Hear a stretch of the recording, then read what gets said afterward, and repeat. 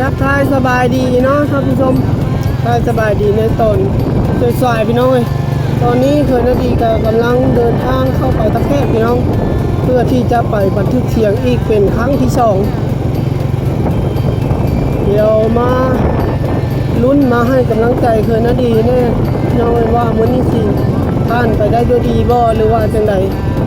ครั้งที่หนึ่งนั้นแม่นบ่ผ่านลองมาบันทึกครั้งที่สองพี่น้องเอ้ยอย่างไรก็เข้ามาที่ตามรับชมเป็นกำลังใจให้เคยนาดีเด้อพี่น้องเด้อนักร้องน้องใหม่เนาะ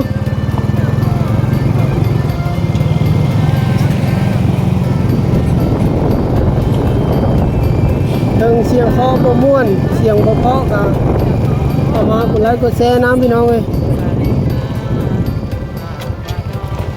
เสียงบ่ม่วนแต่ใจมากพี่น้องก็บ่ฮู้ว่าสิเฮ็ดจังไดก็เลยอยากมาลองให้ชุดความสามารถถ้าว่าบ่ได้อีหลีแล้วก็จังสิยอม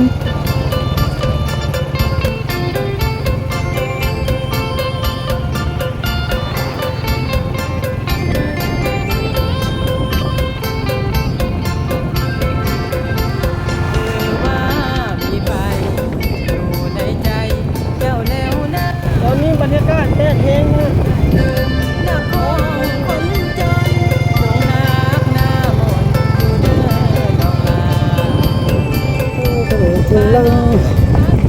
ถึงแล้วโอ้ตัวเลยรอบนี้มาผู้เดียวต่างสบายใจบ่ได้พาบ่ได้พังวันนี้มืดมือตุดค้ำก็ได้เฮ็ดยังอ่ะนะเอาเฮ็ดแนวพัดแมงไม้ไอเดียใหม่มาฮอดแล้วพี่น้องที่เก่าเวลาเดิม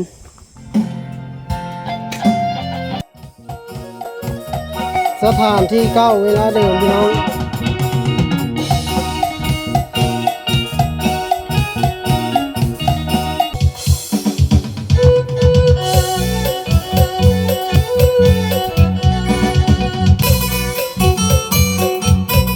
เสียงคอกับมือดีมือบ่ดีได้น่ะ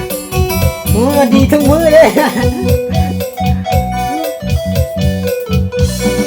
คิดเห็นเนาแม่ห้างลูกสาวคิดทอดตาหวานไอได้แต่เฝ้าคอยแอบหาคนดีใจไอ้นี้บ่เคยถอยเห็นใจไอ้แน่เด้อแม่ห้างลูกสาวงามป่านนี้น้องคนดีคือเป็นห้างไอ้หน้าสงสารพวกเขาที่เจ้านี้เขาสร้างบ่เห็นความงามของน้องคนดีงามป่านนี้เขายังทิ้งน้องไปห้างลูกหนึ่งยังติดตรึงใจไหลลูกสองผ่านไปงามถึกใจแท้ละนาห่างลูกสามน้องยังงามโสภางามปานนางฟ้าอายนี่ถึกใจแหงไปบ้านนี้พร้อมแล้วเข้าไปห้องอัดพี่น้องบ้านนี้มื้อนี้สิเอาเข้าไปน้ำเลยได้เดี๋ยวมาฟังน้ำกันใกล้ๆพี่น้อง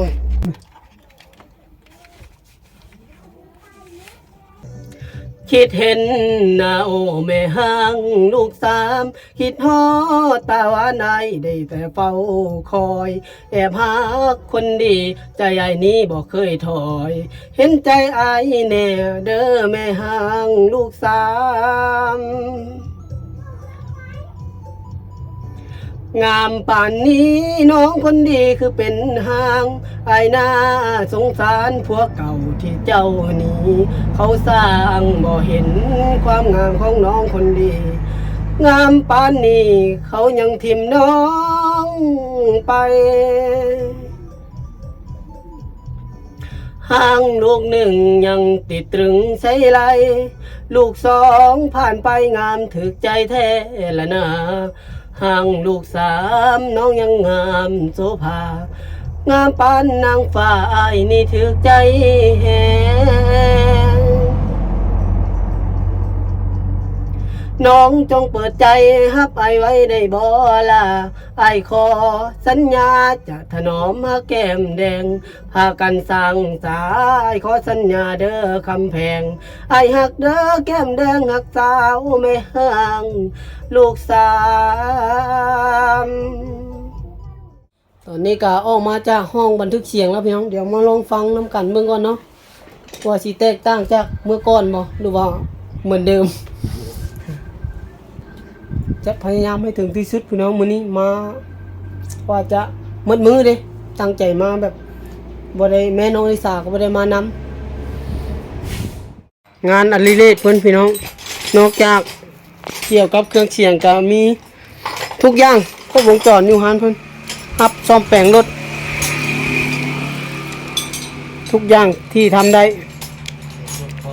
แปลงรถน้ำมีห้องบันทึกเสียงน้ำมีลูกค้ามาก็ต้องแยกเวลาอีกเพื่อที่จะไปแปลงรถซ่อมรถให้กับเจ้าส่วนเรื่องนี้ยกเว้นป้าไว้ก่อนเพื่อนมา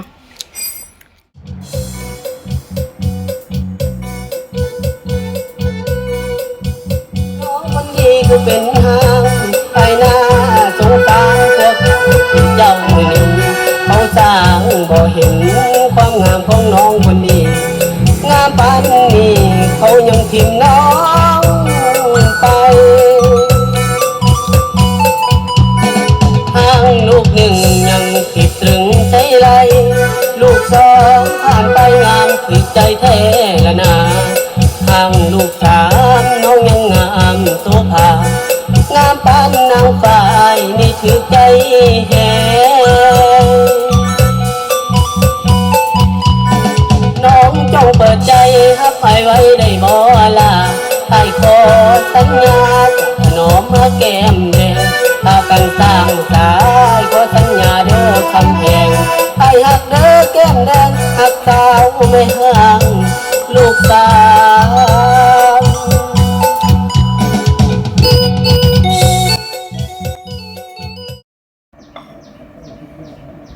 เอาที่สบายใจพี่น้องเพื่อนว่า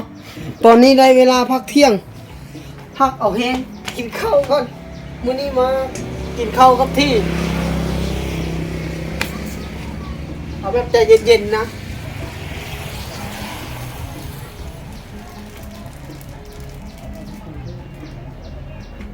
เอาอะไรแล้วบวกเขานำเนาะแต่ดิ่งน้อยไปใจเพื่อจ้ะโอ้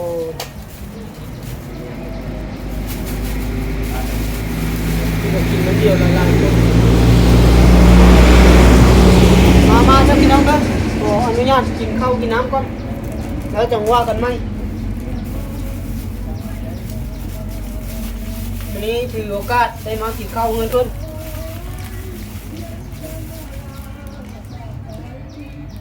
ไอ้นี่แหละห้องเพลงแล้วดังได้ไอ้บุญเพลงบอกเมนูยังไงก็ต้องขออภัยหลายๆเด้อพี่น้องเด้อในการนั่งบทสุภาพเพราะว่าเอาที่สบายใจพี่น้องเลยคุณว่าวันนี้ก็ได้ถือโอกาสมานั่งกินข้าวห้องพากินปลาห้องถ้วยนะเพื่อนพี่น้องเลยเพื่อนน่าดีก็ได้ตอนนี้ก็ต้องขออนุญาตกินข้าวกินน้ำสักก้อนพี่น้องแล้วจึงไปต่อกองทัพต้องเดินด้วยท้องตัวมันง่ายเดี๋ยวก็มากินแล้วก็ยาวโอ้ยกินก็หูก็ร้องแล้วเนี่ยหูเงินแทบจะเป็นเงินเข้าคนอื่นไปรีบปีใหม่บัดพี่น้องเกิดทีมงานเอาไม่ได้ไปทางไหนกินข้าวเลย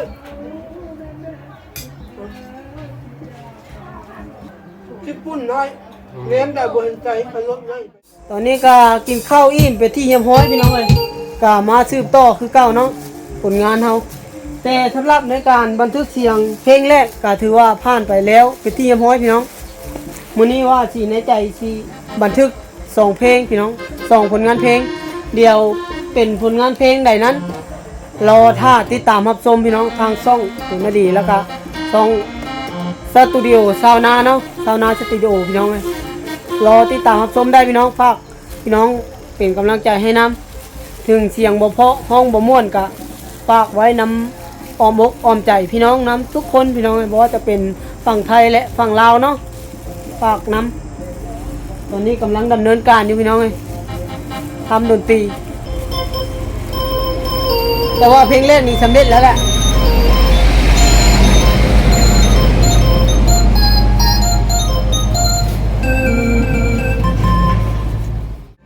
สำหรับตอนนี้ก็ได้ออกมาจากห้องอัดแล้วพี่น้องเลยเป็นที่เยี่ยมห้อยถือว่ามื้อนี้สำเร็จพี่น้องสำเร็จแบบอีลักอีเรือแต่ก็บ่ค่อยสมบูรณ์ปานใดนั่นแหละแต่ว่ามันเป็นอย่างน้อยก็เป็นผลงานเพลงครั้งชิ้นแรกว่าซะของเคยนาดีนะพี่น้องก็จังใดก็ฝากเข้าไปติดตามรับชมทางช่องเคยนาดีแล้วก็ช่องสาวนาสตูดิโอน้ำพี่น้องเอ้ยตอนนี้ก็ถ่าย MV แล้วเป็นที่เรียบร้อยเนาะพี่น้องแต่เคยนาดีบ่ได้ถ่ายเอาเบื้องหลังเอาไว้ให้ท่านผู้ชม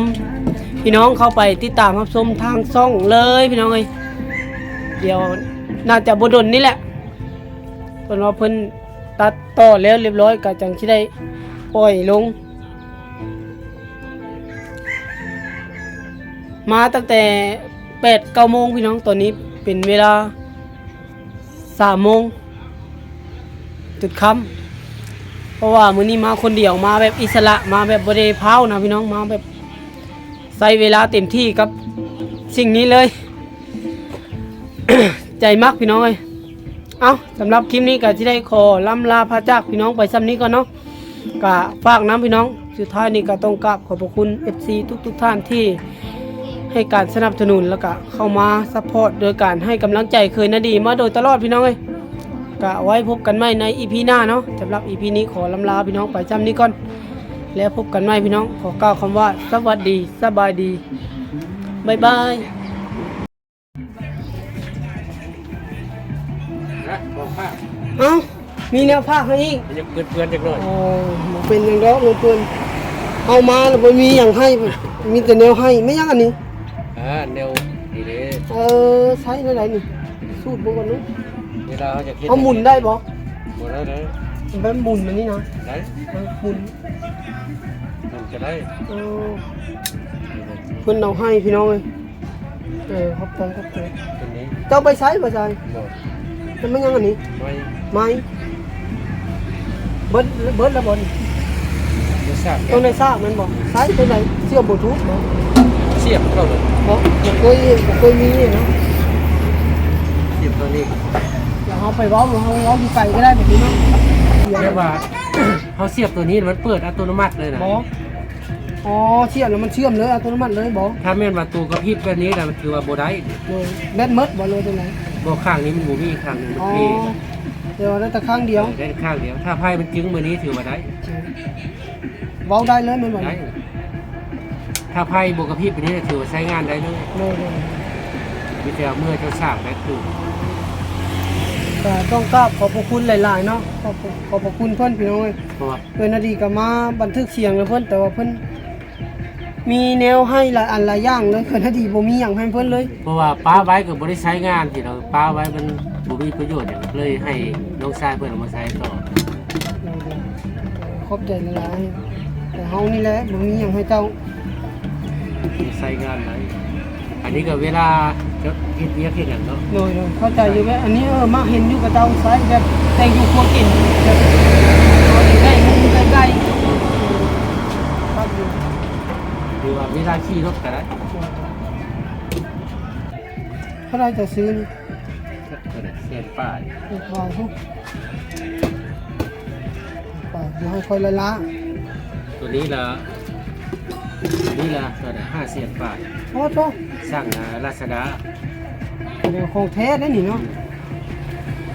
ก็ไม่ใช่ตามันขึ้นงามตัวหนึง